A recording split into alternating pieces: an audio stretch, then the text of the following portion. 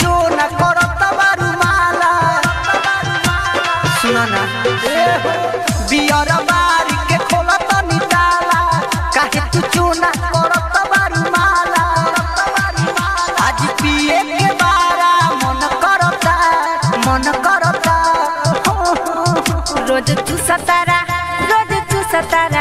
रोज तू सतारा चुसनी हमार तबोना मन भरता रोज तू सतारा चुसनी हमार तबोना मन भरता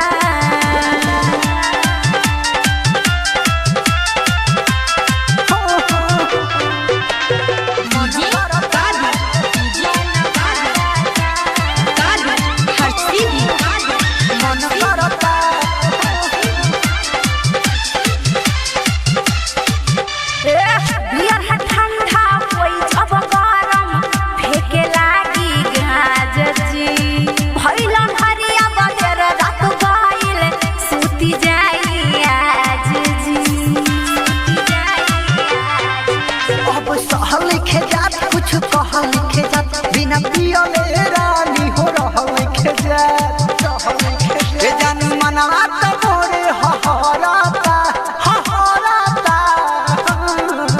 रोज तू सतारा चुसनी हमार तबोना मन भरता रोज तू सतारा चुसनी हमार तबोना मन भरता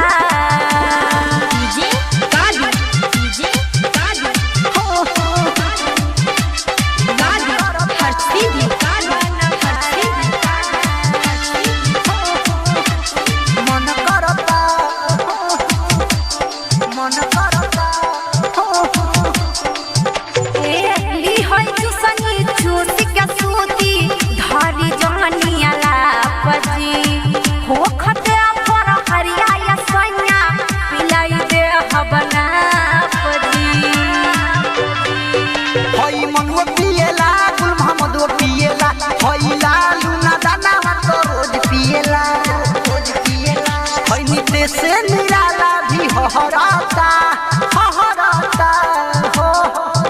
रोज तू सतारा चुसनी हमार तबोना मन भरता रोज तू सतारा चुसनी हमार तबोना मन भरता ला पी के सूत जा। गरिमा रिकॉर्डिंग स्टूडियो बोईसर।